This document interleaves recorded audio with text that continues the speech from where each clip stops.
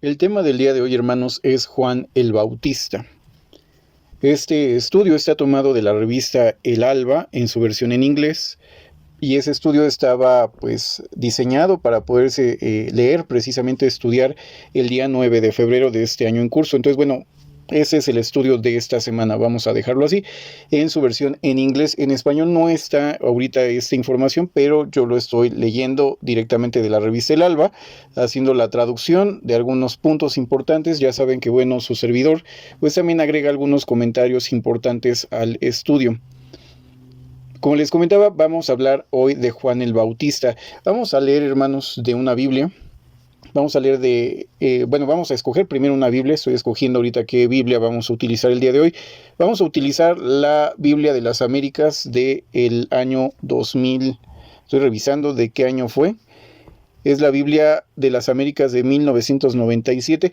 Vamos a utilizar mejor Dios habla hoy con Deuterocanónicos, versión española 1992 y 2002. Así se llama, Dios habla hoy con Deuterocanónicos, versión española 1992-2002.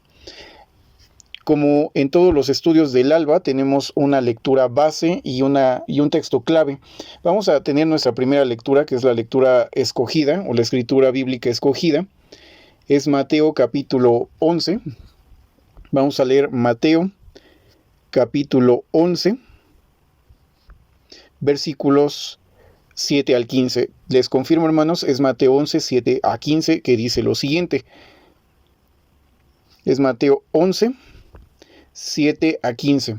Dice: cuando se fueron, Jesús comenzó a hablar a la gente acerca de Juan, diciendo que salisteis a ver al desierto, una caña sacudida por el viento, y si no, ¿qué salisteis a ver? Un hombre lujosamente vestido. Los que se visten lujosamente en las casas de los reyes. En fin, ¿a qué salisteis? ¿A ver a un profeta? Sí, verdaderamente, y a uno que es mucho más que profeta. Juan es aquel de quien dice la Escritura: yo envío mi mensajero delante de ti para que te prepare el camino. Os aseguro que entre todos los hombres ninguno ha sido más grande que Juan el Bautista. Sin embargo, es más pequeño en el reino de los cielos. Sin embargo, el más pequeño en el reino de los cielos es más grande que él. Repito, os aseguro que entre todos los hombres ninguno ha sido más grande que Juan el Bautista. Sin embargo, el más pequeño en el reino de los cielos es más grande que él.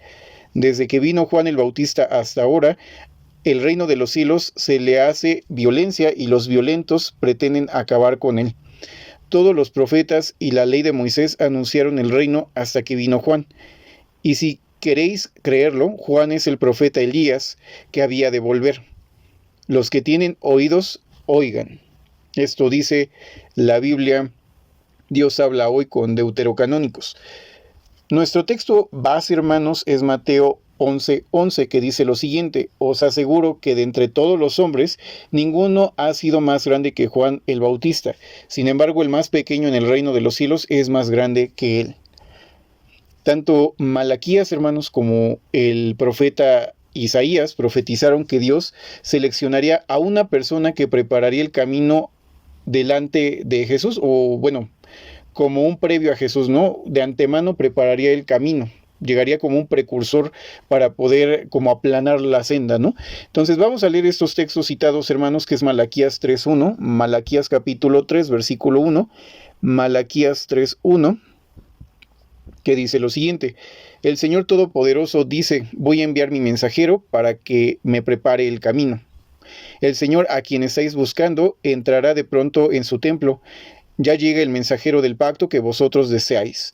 Entonces, bueno, ese texto aplicaría a Juan el Bautista. Sería aquel mensajero que sería enviado para preparar el camino.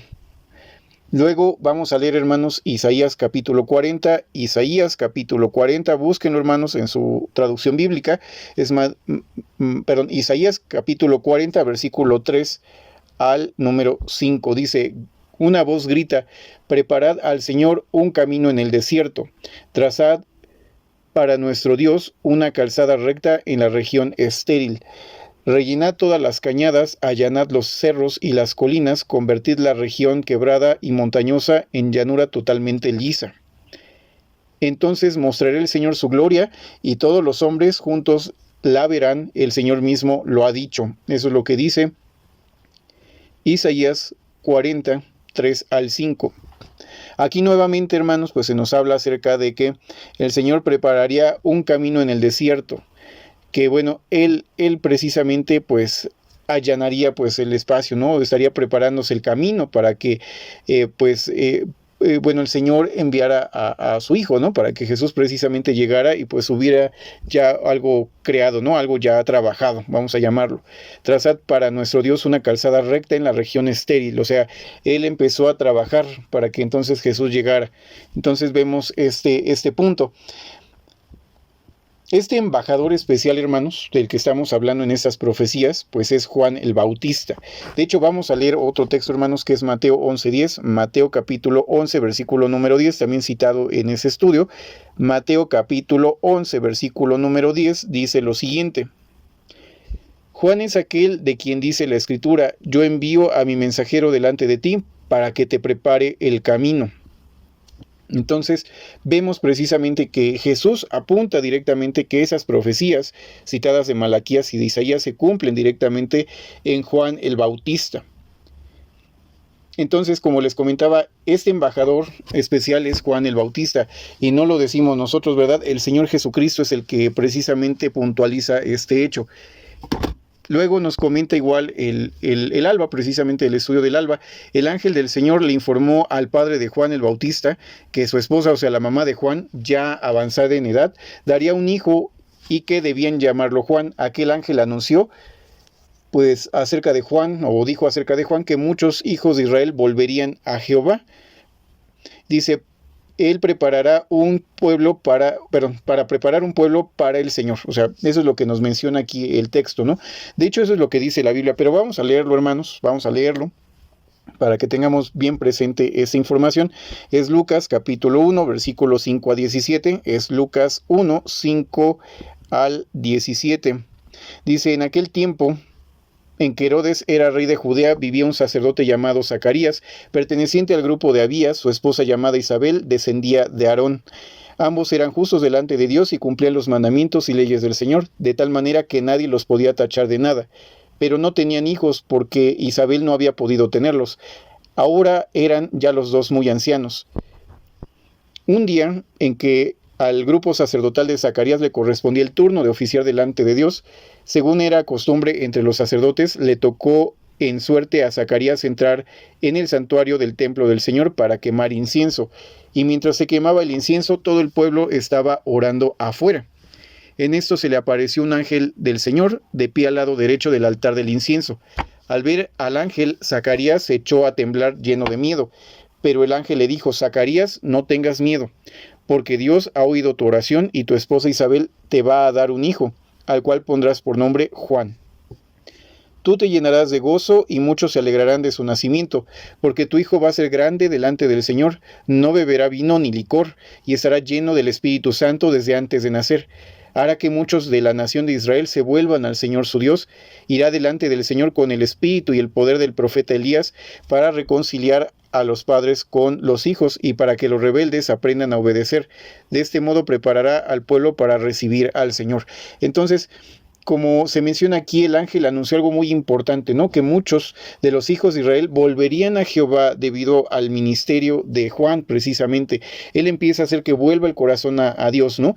Para que estuvieran preparados para recibir a Jesús cuando fuera el momento justo. Pero Él es el que aplana las sendas, ¿no? El que empieza a trabajar para que llegara a la escena Jesucristo. Cuando Jesús llegó a los 30 años de edad, se acercó a Juan, quien había estado predicando el bautismo de arrepentimiento para perdón de pecados. Cuando Juan vio a Jesús, proclamó, «He aquí el Cordero de Dios que quita el pecado del mundo». Y bueno, ahí voy a hacer una pausa. Pongamos atención en esas palabras de que Cordero de Dios que quitas el pecado de el mundo. No dice que el club de fans de Jesús, que seríamos los cristianos, no, sino más bien de el mundo. El mundo son los pecadores. Si nosotros lo revisamos en la Biblia, cuando se habla del mundo no se refiere a la iglesia, sino a la humanidad en general, a la humanidad degradada. Entonces Jesús viene a quitar el pecado de los pecadores del mundo. Jesús vino no solo por su iglesia, sino viene a rescatar a todos, porque así dice la Biblia, así como en Adán todos mueren, en Cristo todos serán vivificados. Entonces, Pues bueno, en ese momento, regresando al relato, Jesús le pidió a Juan que lo bautizara. Juan reconoce que Jesús es el Cordero de Dios que quitaría el pecado del mundo, y Jesús le pide a Juan que lo bautice en agua. Cuando Jesús pues se sumerge en las aguas y sale de las aguas, Juan dio testimonio diciendo: vi al Espíritu que descendía del cielo como una paloma y se posó sobre Jesús. Eso nos lo dice, hermanos. Si quieren, pónganle pausa a ese podcast para que lean la Biblia y puedan leer Lucas capítulo 3 del versículo 2 al 23, Lucas 3, 2 al 23, repito, Lucas capítulo 3, versículo 2 al 23, y Juan, Evangelio de Juan, capítulo 1 del 19 al 34, repito, Evangelio de Juan capítulo 1 del 19 al 34. Más tarde, cuando Juan fue encarcelado, Jesús proclamó a las multitudes las palabras claves, o las palabras de nuestro texto clave, ¿no?, citado el día de hoy. Jesús menciona estas palabras: entre los nacidos de mujer. Bueno, lo vamos a leer directamente de la Biblia de nuevo, hermanos, para que sea una correcta lectura, porque bueno, puedo leerlo del inglés hacia el español, pero no creo que quede bien la traducción. Dice aquí en la Biblia que estábamos leyendo: os aseguro que entre todos los hombres, ninguno ha sido más grande que Juan el Bautista. Sin embargo, el más pequeño en el reino de los cielos es más grande que él. Eso es lo que dice Jesús cuando ya Juan había sido encarcelado. La expresión que leemos, reino de los cielos, se refiere a la fase espiritual del reino mesiánico, del reino de Cristo, que comenzó a desarrollarse en el tiempo del ministerio terrestre y la muerte de Jesús. En ese momento comienza pues a desarrollarse todo este entramado, ¿no?, para que pudiera él llegar a tomar el reino de la tierra y también el reino de los cielos.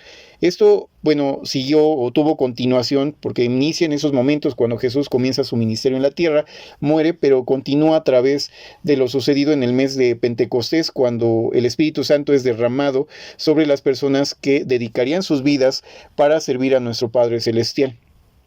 Eso nos lo dice Hechos 1 al 41, perdón, es Hechos capítulo 2, versículo 1 al 41, es libro de Hechos capítulo 2, 1 al 41, búsquenlo en la Biblia, hermanos. Ahora sí son lecturas muy largas, por eso no lo estoy leyendo, pero léanlo, pónganle pausa a ese podcast y lean Hechos 2 del 1 al 41.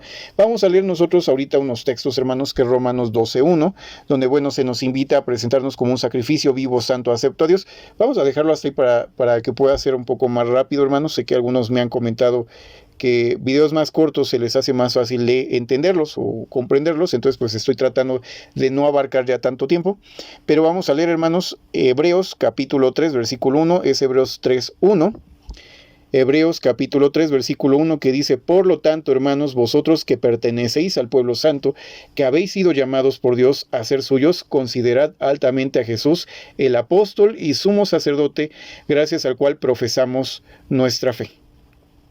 Entonces aquí, bueno, vemos lo que mencionábamos, o sea, el reino de los cielos pues comienza a desarrollarse en el ministerio de Cristo a través de su muerte, continúa a través del Pentecostés cuando la iglesia es llamada. Como les comentaba, lean Hechos capítulo 2, del 1 al 41, y pues bueno, esto nos permite también que el reino en su desarrollo pues también tenga invitados para ser reyes junto con Cristo, que es pues la iglesia, ¿no? Que pueda la iglesia entonces hacer una consagración, hacer un voto de consagración, un voto de renuncia a todo, para ir con Cristo a los cielos y entonces reinar con Cristo, si así lo ve correcto Dios, ¿no? Porque bueno, nosotros nos consagramos, pero a final de cuentas Dios es el que, y Jesucristo tiene la última palabra de quiénes serán aquellos que portarán las coronas y quiénes solamente serán sacerdotes, pero no reyes en el reino milenario.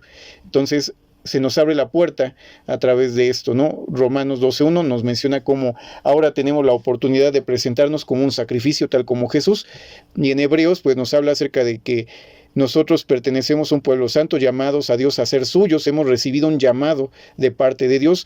No es que nosotros queramos, sino que Dios nos llama, y una vez recibido el llamado, nosotros tenemos la oportunidad de decidir si queremos o no queremos continuar, pero hemos sido llamados para estar con Dios. Y nos menciona el apóstol precisamente que consideremos a Jesús, que es el apóstol, o el enviado, eso significa apóstol, y sumo sacerdote por el cual profesamos nuestra fe. Él es el sumo sacerdote, hermanos, el sumo sacerdote. De hecho, vamos a leer, por ejemplo, otra Biblia para ver cómo lo traduce, que sería la Biblia latinoamericana, en Hebreos 3:1, que dice: hermanos santos que gozan de una vocación sobrenatural, fíjense en Jesús, el apóstol y sumo sacerdote de nuestra fe. Dice aquí, de hecho, gozamos de una vocación sobrenatural, o sea, tenemos un llamado que no es normal.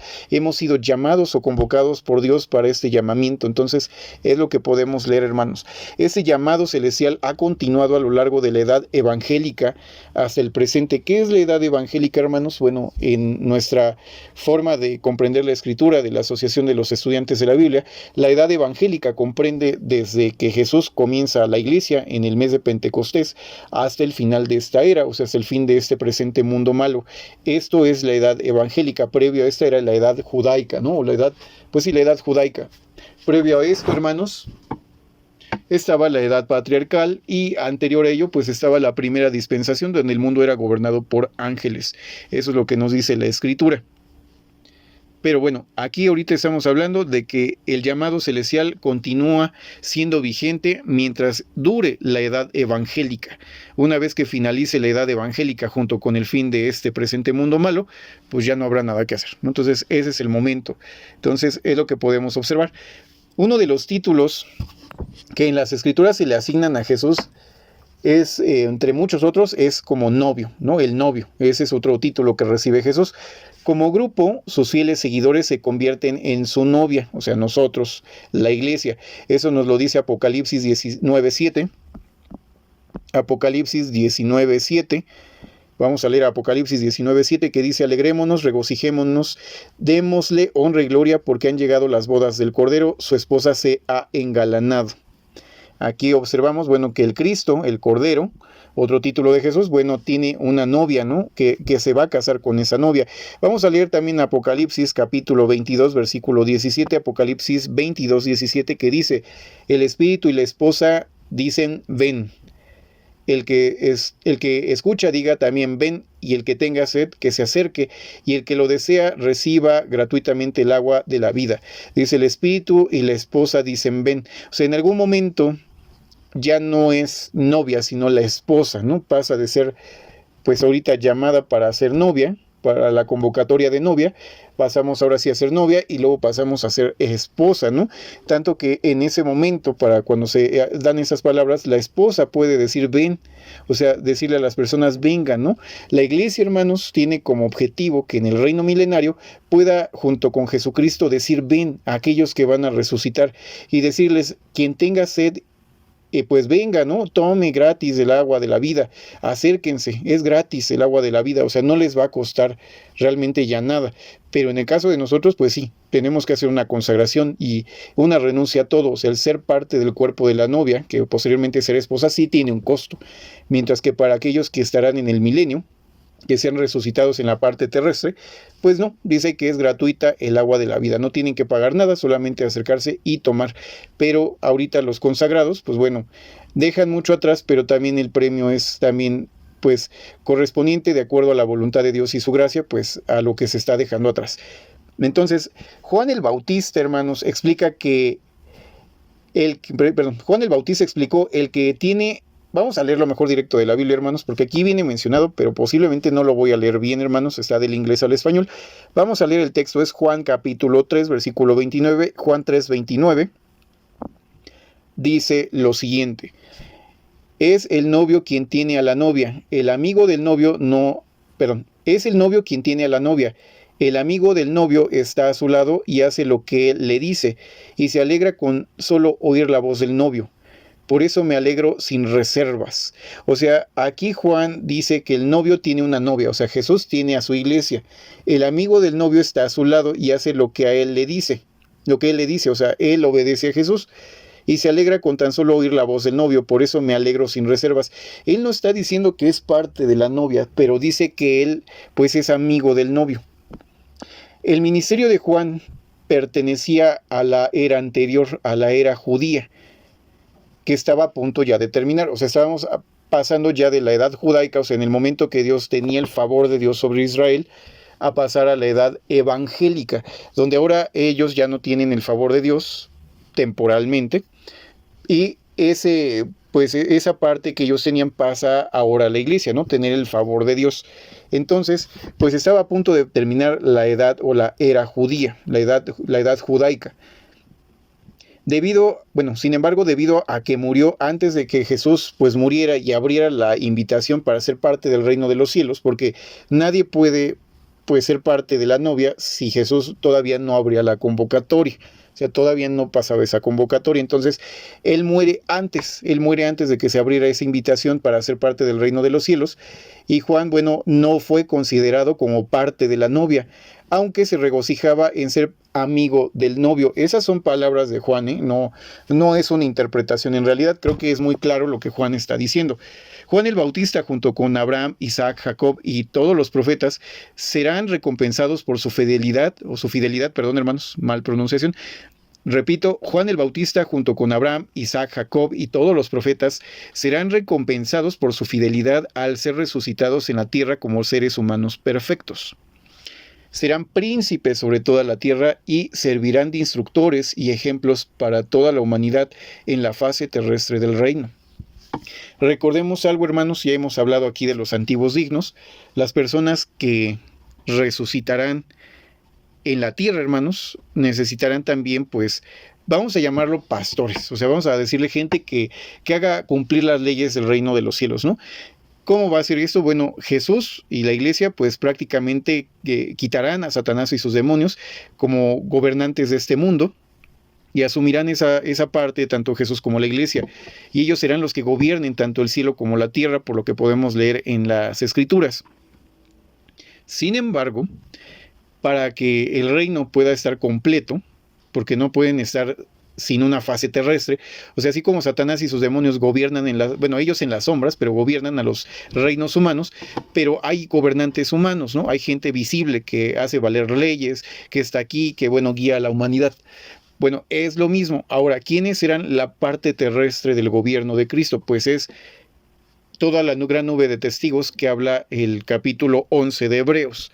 Entonces, ¿quiénes son todos ellos? Pues hay que leer Hebreos capítulo 11 del 4 al 40, Hebreos 11 del 4 al 40. Juan el Bautista, hermanos, será uno de ellos. Salmos 45, 16 menciona en la Reina Valera, en lugar de tus padres serán tus hijos, y serán príncipes en toda la tierra. Ya no van a ser ellos nuestros padres espiritualmente hablando, Isaac, Jacob, ni Juan el Bautista, porque en jerarquía ya no seremos más altos que ellos.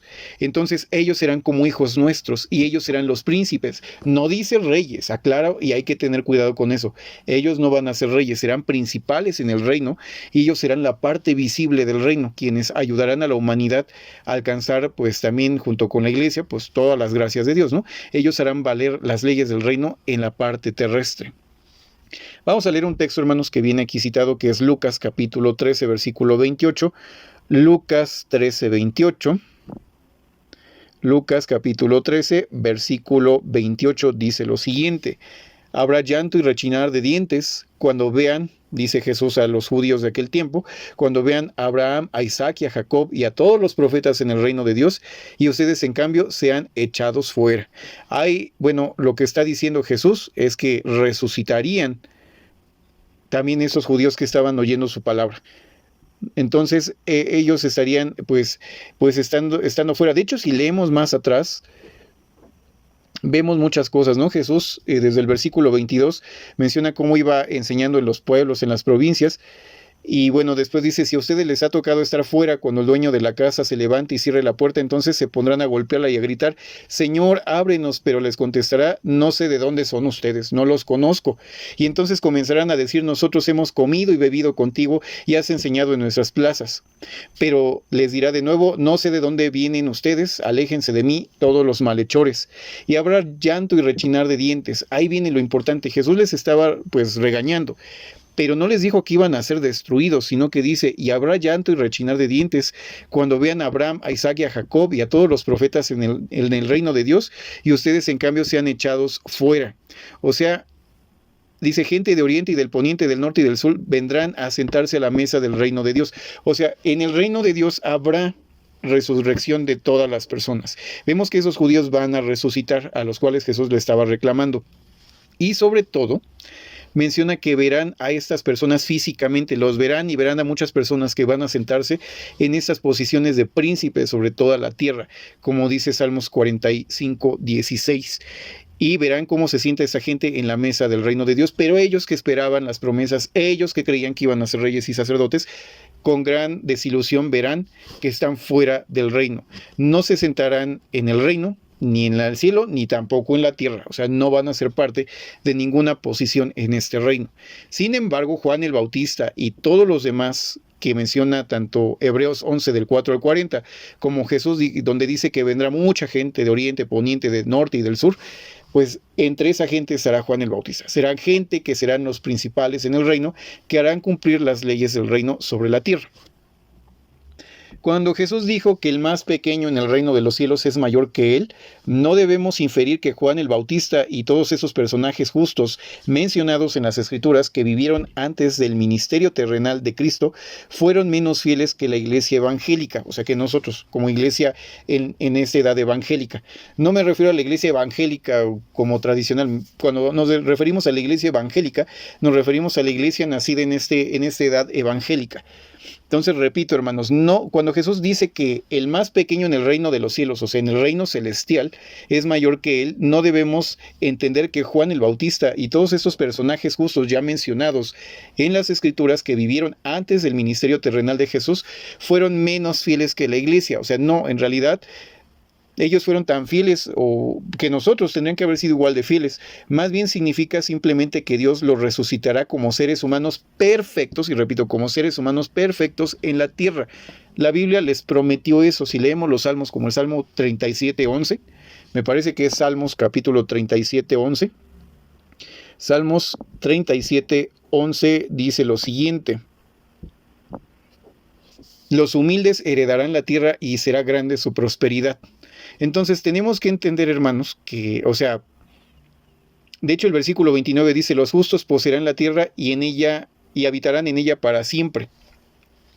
A los profetas, a los antiguos dignos, a esas personas de la antigüedad que nosotros con gran cariño recordamos con el nombre de antiguos dignos, se les prometió la tierra. Esas palabras del Salmo son para ellos, son para los seres humanos, pero en la iglesia, o sea, Jesús abre una puerta diferente y la puerta de los cielos se abre.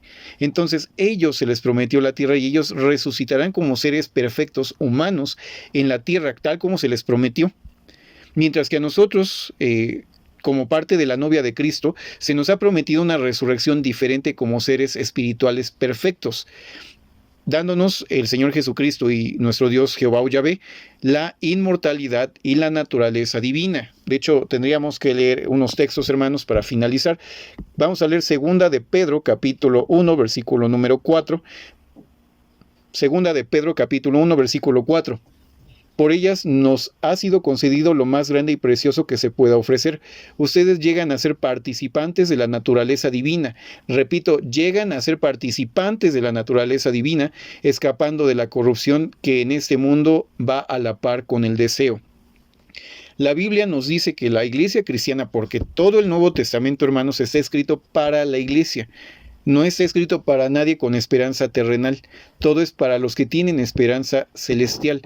Si ustedes leen con detenimiento, el Nuevo Testamento no está escrito para quienes tienen esperanza terrenal, solo para los que tienen esperanza celestial. Y por eso dice Pedro, ustedes llegan a ser partícipes de la naturaleza divina. Entonces está hablando a la iglesia y no dijo, pero hay unos cuantos que no. O sea, no. Está hablando de que la iglesia desde el primer siglo y en adelante tendrían el llamado a ser partícipes de la naturaleza divina. Hemos sido llamados entre la humanidad para un servicio especial en los cielos. Recordemos, hay 144,000 que llevarán con una corona, serán reyes y sacerdotes. Puede que el número, y yo me inclino a que es un número simbólico en realidad, hermanos, es un número simbólico.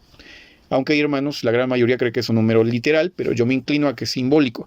Pero también hay una gran muchedumbre, una gran compañía de personas que son cristianos, que llegan a ser sacerdotes en el reino celestial, pero no son reyes, solamente son sacerdotes delante de nuestro Dios que sirven a Jehová también, pero no como reyes y sacerdotes, sino solo como sacerdotes. Para más información pueden pedir en PDF el libro Sombras del Tabernáculo, donde también se habla un poco acerca de ese tema. Fue escrito por el hermano Russell en pues hace muchos años, por ahí de finales de 1800, pídanlo, está en PDF, está en español. Se los puedo hacer llegar al número que están viendo ahorita en pantalla. Romanos 2:7 menciona lo siguiente, Romanos capítulo 2, versículo 7, Romanos capítulo 2, versículo número 7 menciona: dará vida eterna a quien haya seguido el camino de la gloria, del honor y la inmortalidad, siendo constante en hacer el bien. Eso nos dice la Biblia latinoamericana. Vamos a leerla de todas maneras de la versión Reina Valera. Vamos a buscar la Biblia Reina Valera, versión de 1960, dice: vida eterna a los que perseverando en bien hacer buscan gloria, honra e inmortalidad. O sea, nosotros vamos a la gloria, buscamos honra, pero no merecida, sino de parte de Dios, e inmortalidad. O sea, seremos inmortales. Jesús nos ha dado la inmortalidad, que es muy diferente a la vida eterna. La inmortalidad es que uno no puede morir. Y la vida eterna, en el caso de Adán y Eva, era, pues, si no pecaban, hubieran vivido para siempre, pero siempre habrían tenido la posibilidad de morir, porque no son eternos o inmortales, si no nunca hubieran podido morir. O sea, inmortal es indestructible, ellos no eran indestructibles. O sea, nosotros podríamos llegar a tener la inmortalidad si Dios nos la concede a través del sacrificio de Cristo. Vamos a leer ahí mismo en Romanos, ahora hermanos, Romanos capítulo 6, versículo 3 a 5, dice lo siguiente, Romanos 6, 3 a 5, dice: ¿o no sabéis que todos los que hemos sido bautizados en Cristo Jesús hemos sido bautizados en su muerte? Porque somos sepultados juntamente con Él para muerte por el bautismo, a fin de que como Cristo resucitó de los muertos por la gloria del Padre, así también nosotros andemos en vida nueva. Porque si fuimos plantados o sepultados juntamente con Él en su semejanza, en semejanza de su muerte, así también lo seremos en su resurrección. Entonces, si nosotros, hermanos, morimos como Cristo, pues esperamos, la iglesia debe esperar y tener esta convicción de que si somos fieles hasta la muerte, pues entonces también heredaremos lo que Él tuvo, o sea, tener la oportunidad de vivir para siempre, la oportunidad, hermanos, de pues estar en ese reino y sobre todo heredar la inmortalidad, hermanos, tener un cuerpo tal como el Señor Jesús. Y por último vamos a leer segunda Timoteo, es segunda carta a Timoteo capítulo 2 versículo 11-12, dice lo siguiente, es segunda Timoteo capítulo 2 versículo 11 al 12, dice lo siguiente: palabra fiel es esta, si hemos muerto con Él, también viviremos con Él. Eso dice la Biblia. Si sufrimos con Cristo, también reinaremos con Él. Si le negaremos, Él también nos negará. Eso dice la Biblia. Entonces, lo importante es, si morimos con Él, o sea, si somos muertos en sacrificio con Él, sacrificando nuestras vidas, haciendo un voto de consagración, entonces también viviremos con Él. Y dice, y si sufrimos con Él, pues con Él reinaremos. Pero lo importante es, sufrimos con Él, bueno, reinaremos con Él, morimos con Él, viviremos con Él. No dice que a través de Él, dice con Él, o sea, físicamente con Él allá en los cielos. Entonces, esto es a lo cual hemos sido convocados como iglesia. Ese es nuestro llamamiento. El llamamiento celestial es lo que se nos ha dado a nosotros como iglesia por gracia. No lo merecemos, pero por gracia ahora tenemos esta puerta abierta de ser como el Señor Jesús y llegar a los cielos precisamente junto con Él para reinar con Él. Esa es la esperanza de todo cristiano. Y bueno, Juan el Bautista, lo importante es que él fue el más pequeño. Es más pequeño que cualquiera en el reino de los cielos, porque aunque él fue más grande que incluso los profetas, porque eso lo dice Jesús, lo acabamos de leer, léanlo, vuelvan a escuchar el podcast. El problema es que él no alcanzó el llamamiento celestial. Muere antes de que se abra esa puerta. Bueno, hermanos, pues gracias, hermanos, por seguir hasta ese momento escuchando este podcast. Dudas, comentarios, pueden hacerlos llegar a través del número que estamos viendo en pantalla. También, hermanos, les invito a leer el libro Sombras del Tabernáculo y El Plan Divino de las Edades. En ambos libros, hermanos, escritos a finales de 1800, que para nosotros es un compendio doctrinal interesante, no inequívoco, porque pues solo inequívoca la Biblia, pero es muy interesante y es parte de nuestra doctrina básica. Pues bueno, se los invitamos a leer para que puedan entender un poco más acerca de este punto, ¿no? Cuáles son las naturalezas, tanto la divina como la terrestre, quién vivirá en el cielo, quién vivirá en la tierra. Esos libros nos dan mucha luz acerca de estos temas. Pues gracias por estar hasta este momento, hermanos. Si no se han suscrito al canal, suscríbanse para que esta plataforma YouTube les avise cuando se suba un nuevo podcast a este canal. compartan la información si les parece interesante con otras personas o si creen que les pueda ayudar. Hermanos, no usen estos podcasts para acabar con la fe de otros hermanos. Esos podcasts están hechos con cariño para aquellos que buscan entender las escrituras, pero no para destruir la fe de nadie. Ese jamás va a ser el objetivo de ese canal. Hermanos, pues bueno, dudas, comentarios, pidan el libro o estos libros al número más 521 72 98 10 38 12, más 521 72 98 10 38 12. Pídanlo a través de WhatsApp o a través de Telegram, preferentemente por WhatsApp, hermanos, es el número que manejamos un poco mejor, que llegan más notificaciones, de hecho. Entonces, mándenlo por donde ustedes puedan, hermanos, pero manden su mensaje. Les agradezco, hermanos, que sigan hasta ese momento y bueno, hermanos, me despido con la frase de siempre. La gracia del Señor Jesucristo, el amor de Dios y la comunión del Espíritu Santo sea con cada uno de ustedes. Amén.